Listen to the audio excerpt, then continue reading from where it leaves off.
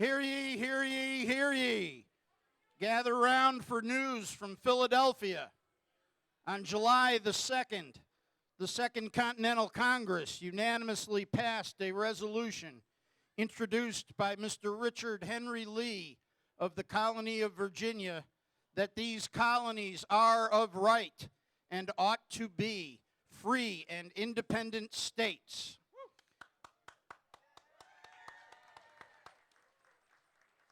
On July the 4th, the Second Continental Congress unanimously adopted the Declaration of Independence, drafted by Mr. Thomas Jefferson, also of the colony of Virginia.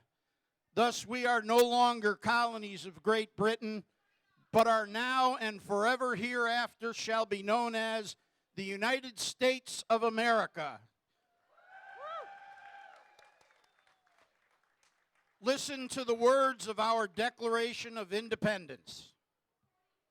When, in the course of human events, it becomes necessary for one people to dissolve the political bands which have connected them with one another, and to assume among the powers of the earth the separate and equal station to which the laws of nature and of nature's God entitle them, a decent respect to the opinions of mankind requires that they should declare the causes which impel them to that separation.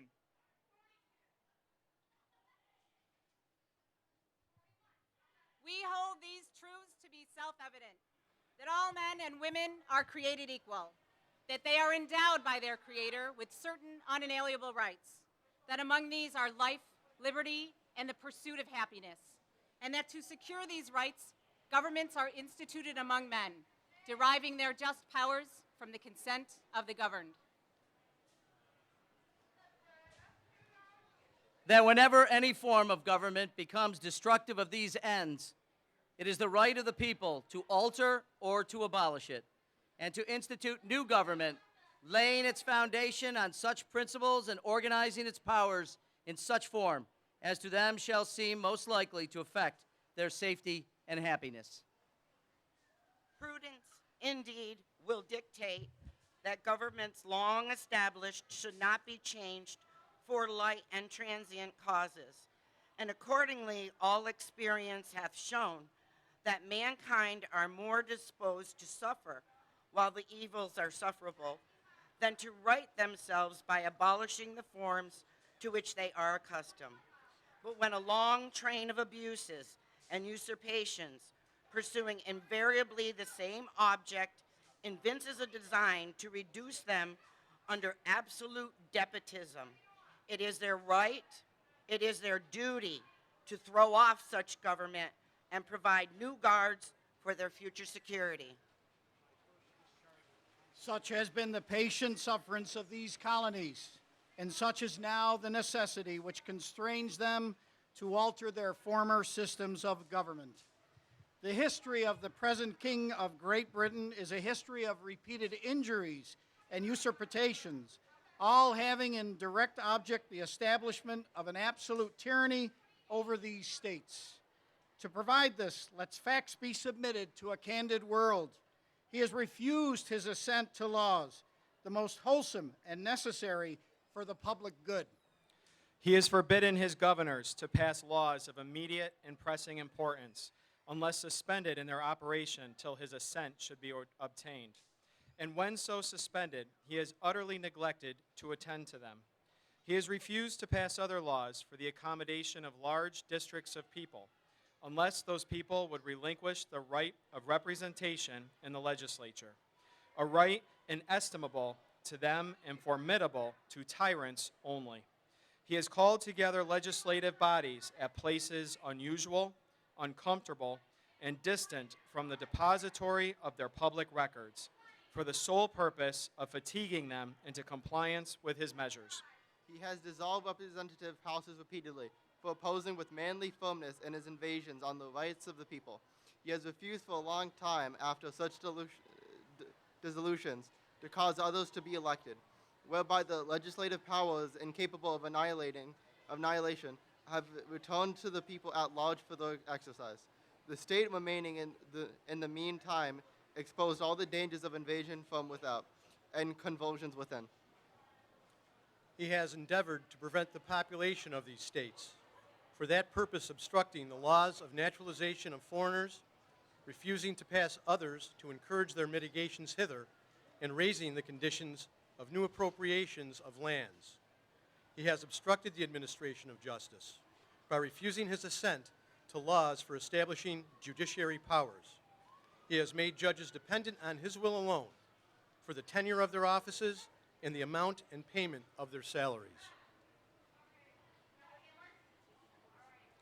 He has erected a multitude of the new offices and sent hither swarms of officers to harass our people and eat out their substance.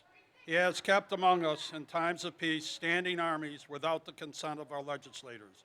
He has effected to render the military independent of and superior to the civil power. He has combined with others to subject us to a jurisdiction foreign to our Constitution and unacknowledged by our laws, giving his assent to their acts and pretended legislation.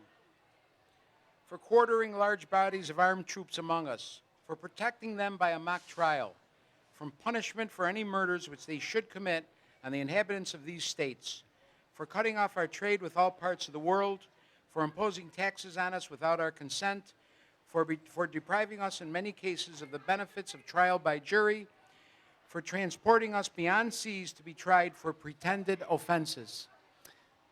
For abolishing the free system of English laws in a neighboring province, establishing therein an arbitrary government, and enlarging its boundaries so as to render it at once an example and fit instrument for introducing the same absolute rule into these colonies. For taking away our charters, abolishing our most valuable laws, and altering fundamentally the forms of our governments. For suspending our own legislatures and declaring themselves invested with power to legislate for us in all cases whatsoever. He has abdicated government here by declaring us out of his protection and waging war against us. He has plundered our seas, ravaged our coasts, burnt our towns, and destroyed the lives of our people.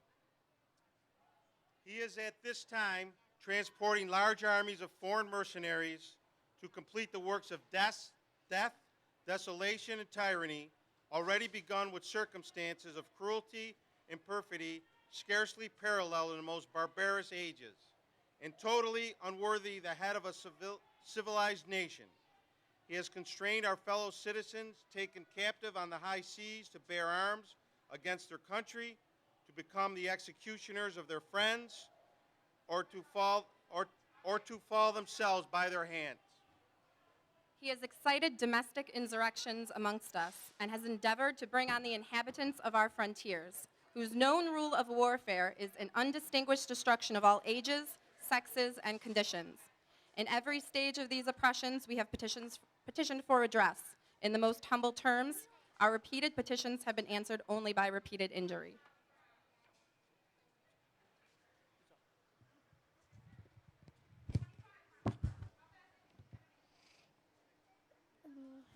A prince whose character is thus marked by every act which may define a tyrant is unfit to be a ruler of the free people, nor have we been wanting in attention to our British brethren.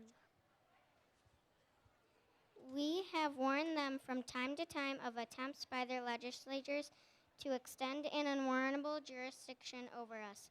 We have reminded them of the circumstances of our emigration and settlement here. We have appealed to their native justice and magnanimity. We have conjured them by the ties of our common kindred to disavow these usurpations, which would inevitably interrupt our connections and correspondence. They too have been deaf to the voice of justice and consanguinity. We must therefore acquiesce in the necessity which denounces our separation and hold them, as we hold the rest of the mankind, enemies in war, in peace, friends. We, therefore, the representative of the United States of America, in General Congress assembled, appealing to the Supreme Judge of the world for the rectitude of our attentions, do in the name and the authority of the good people of the colonies, solemnly publish and declare that the United Colonies are and of right ought to be free and independent states.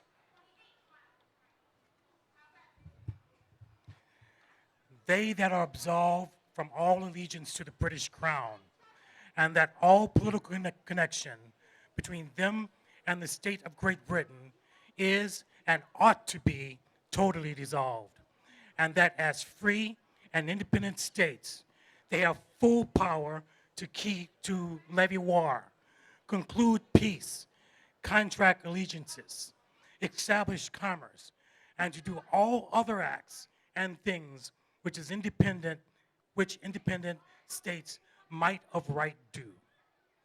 And for the support of this declaration, with a firm reliance on the protection of divine providence, we mutually pledge to each other our lives, our fortune, and our sacred honor.